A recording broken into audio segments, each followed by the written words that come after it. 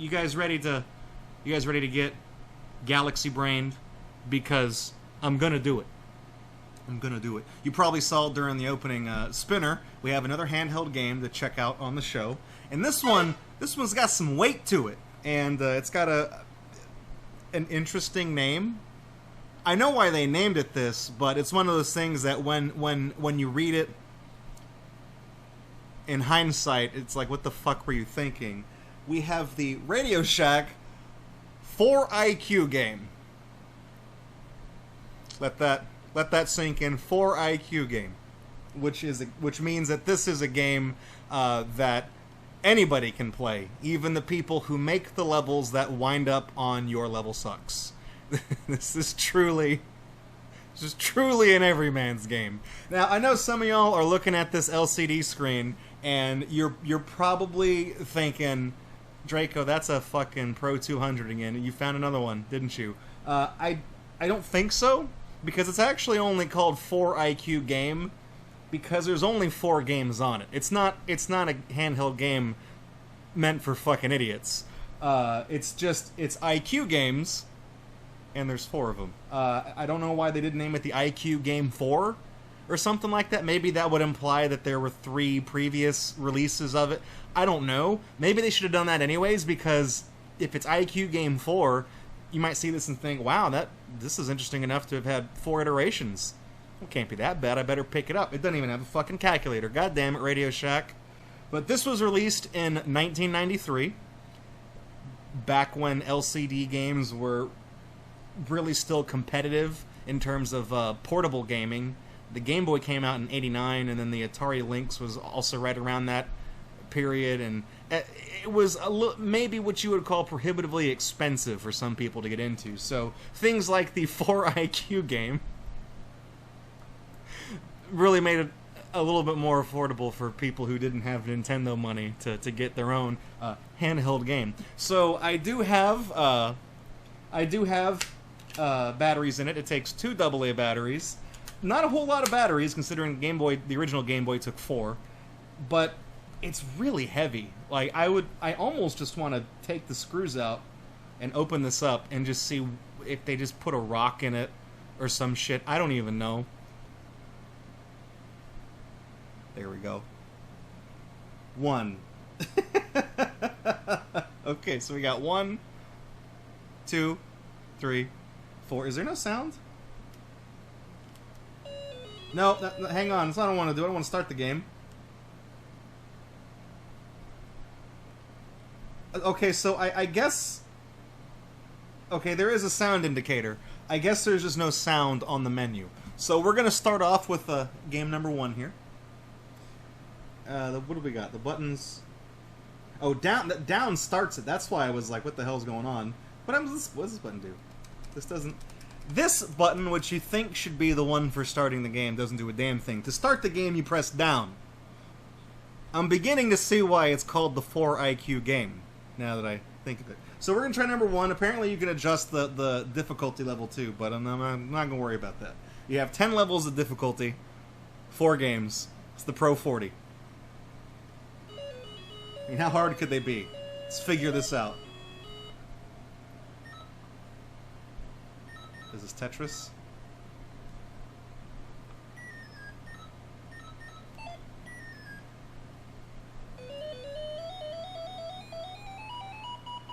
That's a game over. I don't know what the fuck I just did. Also, was that a acapella version of not acapella, but was that like a crappy like one-note version of the fucking Battle City?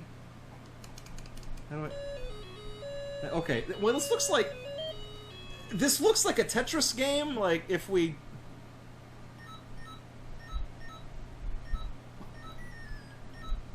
Okay, well let's...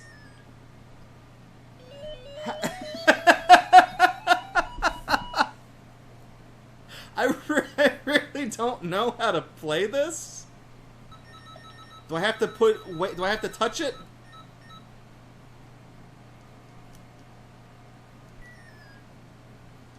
Yes.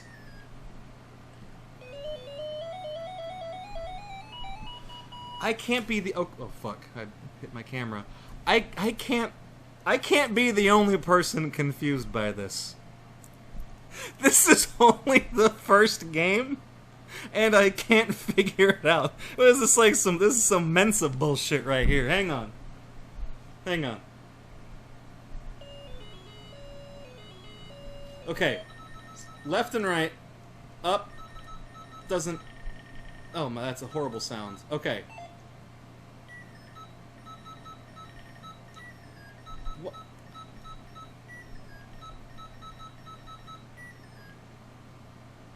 Okay, so the blinking will spread along the bottom row? Hang on. Okay. So I don't think you can rotate the pieces.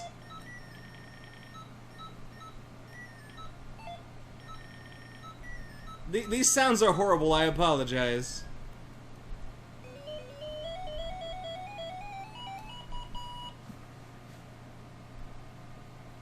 This didn't come with any instructions. I just found this at a thrift store. Let me put it back down right here so I can kind of properly see it. Let me see if I can figure this out. Okay, hang on. So we put the piece down. So you can't put it on the blinking piece.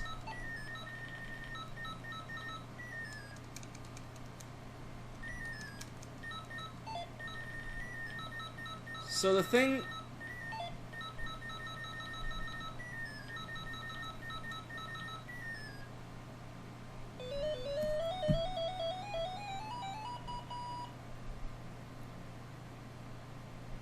Okay, so the bottom piece that's already there will start to blink. And when you put a piece down next to it, one of the adjacent pieces will start to blink. And then the next one of the adjacent pieces. So is it supposed to be like fire, where it spreads to the next block over, and if it can't move anywhere, if it moves into a blank space, then it's game over? It's almost like a shitty pipe dream. It's like sprinkler dream. I don't even know what the fuck to call it. If this is fucking game 1, I'm convinced game 4, by the time we get to game 4, it's gonna try to teach us cursive or something. I don't know. Okay. Okay. So we put this down. Let me see if I can zoom in. So I'm trying to make a line, but I don't think that's what we're doing here. I think we're supposed just to put these blocks down. Okay, so see, it's gone that way. It's only moving right, though. Or not. It's moving up. Holy, what is this fucking game?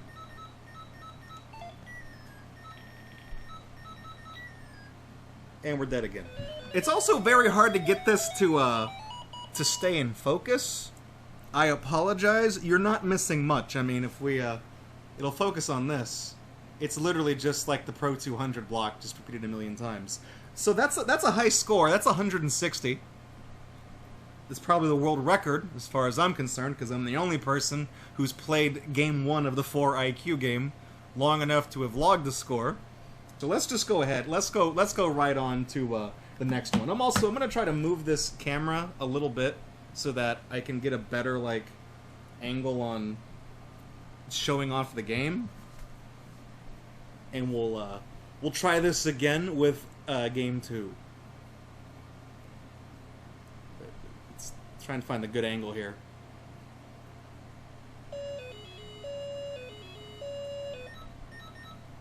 Okay.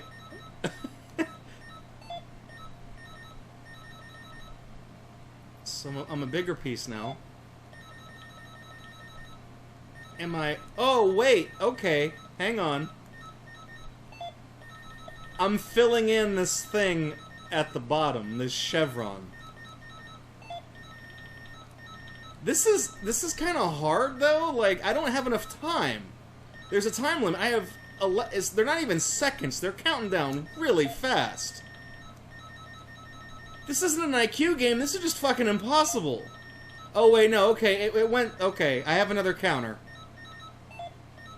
How do I... Okay, so... Oh, I can change pieces. But the only one that's worth a shit is the single piece. Because that's the only one that can fit into this. Come on. Fucking RadioShack, really? I don't know how much this cost regularly, but it was too much, however it was. Okay, well this one I can do the horizontal piece. Oh! I filled it in, you piece of shit! What do you want me to do? Do I gotta hit the bottoms? Fuck this. This is so stupid. Am I making lines?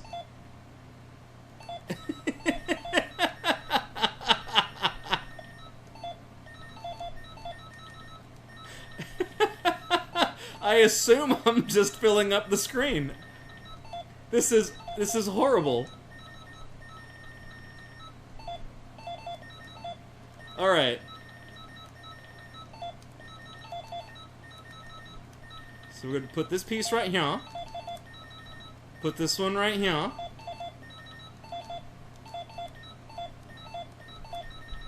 I missed a piece, sorry.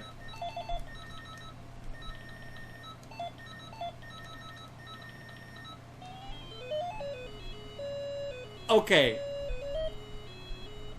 I'm gonna hit pause real quick. So, I understand how this game works, and this one is just terrible. This is almost a good game. The way it works, I don't know if you guys caught on to all the different mechanics as we kind of went along, but it looks like you have a counter right here, a timer that counts down. It's not in seconds. This is in 4 IQ game time seconds. It's its own measurement of time. And then this number down here, I guess, represents lives, or how many times the counter's going to reset and count down from 60 before you lose.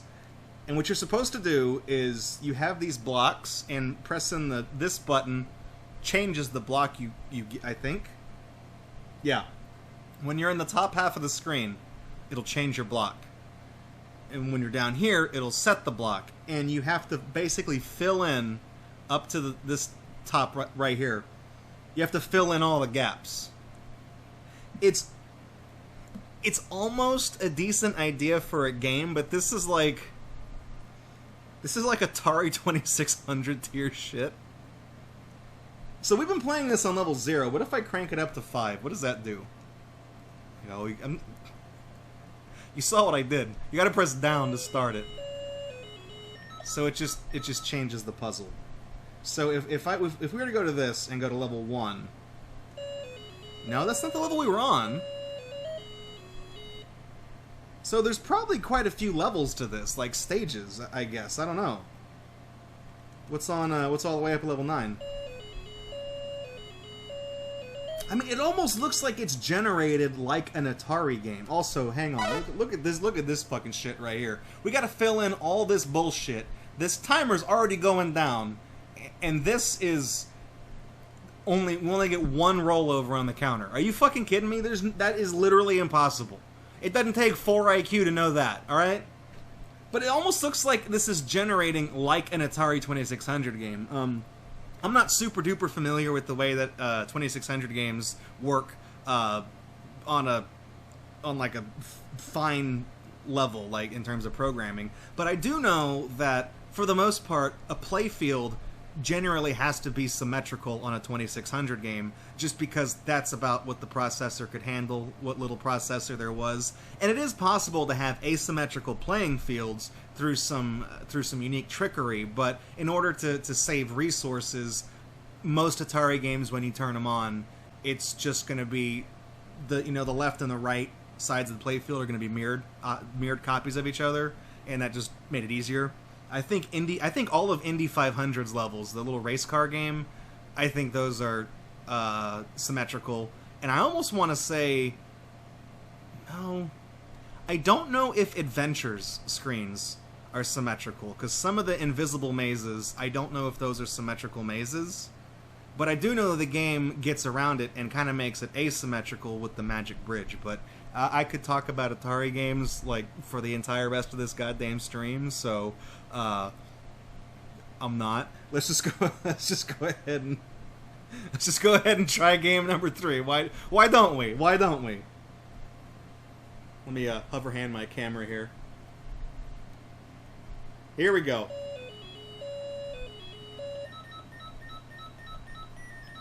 Oh, it's Snake. Is it... Hang on, I'm the longer one. Who's the enemy Snake? And why is he so good at what he does?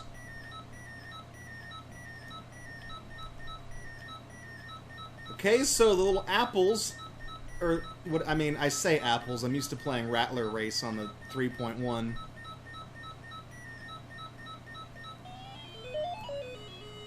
This game is not hard at all. I mean, you guys have seen Snake before. You know what it is. Also, hang on. We're gonna hit that sound button because I'm getting real tired of this thing chirping at me. I feel like if you're just gonna have a game just scream at me, just don't even put a speaker on it. Just keep it to yourself, okay?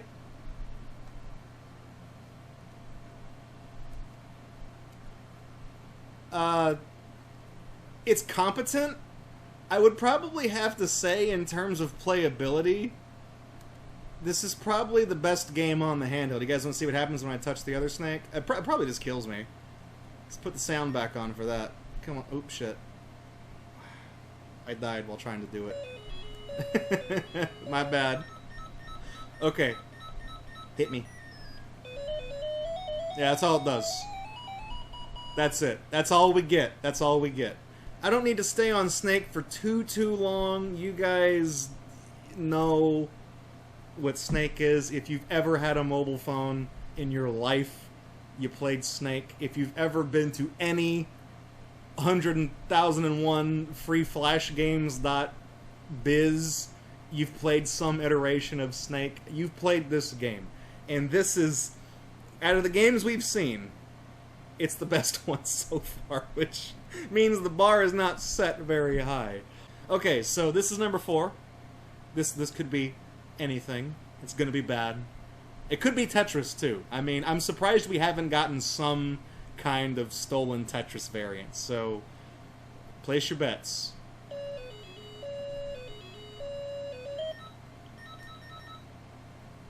What am I looking at here? Okay.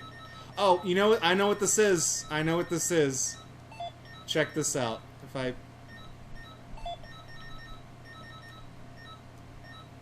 we got to make the two things touch, I think.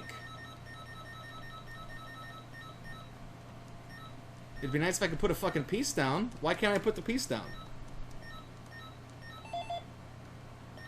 Okay. Wait, maybe I don't get it. So you can't put it... Oh, okay, it can't touch the blinking thing. So, like, see how this one is too long? Or two, whatever. Not, it's 2 is in the number, not T-O-O. Go like that. Wait. What the fuck?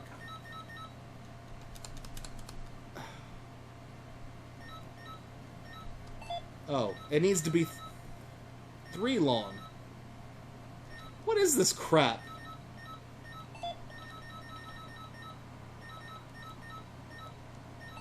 I'm pretty sure you have to get the 2 blinking things to touch. Maybe? I thought that's what it was. I thought they were going to give me random bricks and you had to connect the 2 points, but I suddenly realized I have no idea what the fuck I'm doing. There's a timer. I don't know what the lose scenario is for this game.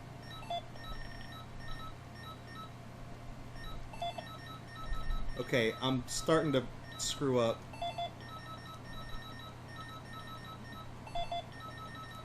Okay, so it looks like they're gonna touch right here. That's clearly not how you win. I've connected the line, and it's It's just...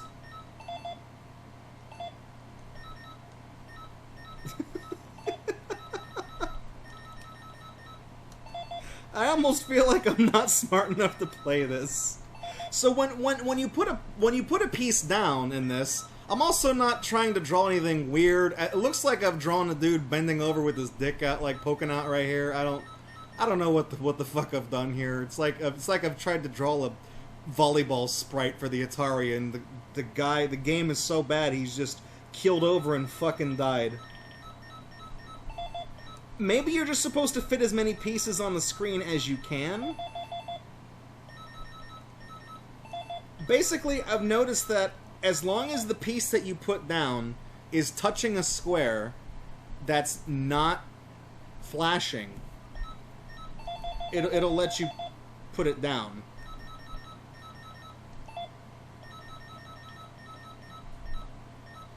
You might have to fill the whole screen, Dr. Surgeon Guy. You might be... Hang on, I'm running out of time.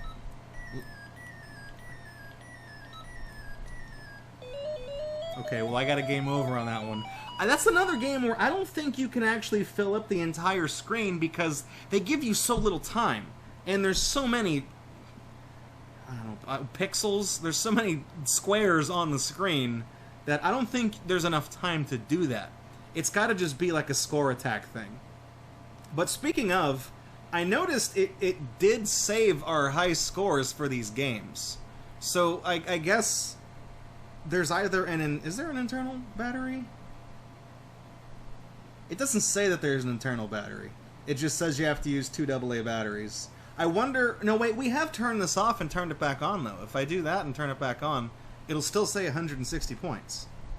So either okay. Usually you have an internal battery that does something that does that job. So that just means that the AA batteries you put in this are always going to be slowly drained, which has got to be the design decision of somebody with only 4 IQ. There are some other... What does that say? Oh, I was trying to read the LCD. There's something underneath where it says game over. It just says battery low. So maybe this thing will be like the computer from Kileak, where it just says battery low, just like every fucking 5 seconds. It's a good game. But it doesn't, like, when it, like, tilting this to the side, it doesn't look like there's any... Hang on. Let me see something real quick. I'm gonna start up each game. Yeah, okay. Okay, well, here's something interesting on this that I noticed. If I turn this to the side, I don't know if you guys can see it too. It's very faint. No, here we go. Underneath the score counter, right here, there is a part of the LCD that appears to not be used in any of the games, and it says lines, and there's a number counter underneath it. So, either this was supposed to have Tetris on it, and that just didn't pan out, or maybe there's a variant of the 4 IQ game, either an older one or whatever, that does have Tetris, and they've just repurposed the internals and just replaced the games. My bet is that I know in the late 80s and early 90s, before the fall of the Soviet Union, Tetris was kind of a big deal, and licensing it was a massive pain in the ass. So what probably happened is that RadioShack probably made a version with Tetris and then maybe got to hot water, so then they made another one and just took it out, but they recycled the LCD, so it still has a spot for it even though it's not used. That's entirely possible. That's also complete conjecture. I don't know. Dr. Surgeon Guy says he did look this up, and there's apparently a blue button variant of this that does have Tetris on it. So there you go. So in this one, you get the 4 games. I guess let's rank them in order. Number 1 is the fire game, Pipe Dream, Pipe Nightmare, whatever the hell you want to call it. Calling it a fire game is probably more apt because the blinking spreads and you have to contain it. So that's more like a forest fire game. You get to actually play as the Amazon rainforest, which, you know, 3 years from now, if somebody is watching this video, assuming all the oxygen hasn't been sucked out of the air. As I recorded this, the Amazon rainforest was on fire. That's the joke. So, well, it does have a idle, battery off thing. That's good. So we had this one. We had number 2, which... What was this one? Oh, right, where you have to fit the pieces in. So, okay, so far, brush fire at the bottom. I would say fit the picture puzzle thing, the fill in the blanks, definitely better than game 1. Game 3 is Snake. I would say Snake is going to be at the top of the list. That's the best one. Number 4, where you have to connect the... No, it's not what you have to do. When you just have to fill in the screen with the blinking dots, I would probably say it's better than the first game, the Brushfire one, but it's not as good as Snake. So my order of best to worst would be 3, 2, 4, and then 1. That's how I would put them in order, from best to worst. And that's not... I am by no means trying to insinuate that Snake is a great game, but it's the best game on this fucking thing. I don't know how much this retailed for, but I've got to say, without even like a cheap Tetris, this one's not so good, because even though we're making jokes about the Pro 200, you guys saying, oh, where's upside down Tetris and shit like that? Compared to this, the Pro 200, which, this is 1993, I think the Pro 200 was like 94 or 95, it was almost around the same exact time. I can't believe I'm saying this, but the Pro 200 would probably be a better deal for your money, because that was only like 20 bucks. It was like 1995 or whatever, because it was on TV. This was probably in like the $10, $15 dollar range, $14.99 at RadioShack. You should just go for the Pro 200, because even though the games on the Pro 200 are crap, they're better than this. You get a knockoff Tetris, you get a really crappy knockoff Frogger, you get a knockoff Breakout, or Alleyway, that's the Game Boy equivalent of it. The Pro 200 has knockoff games, but they were of a higher quality than these. And while these are unique, they're not very good.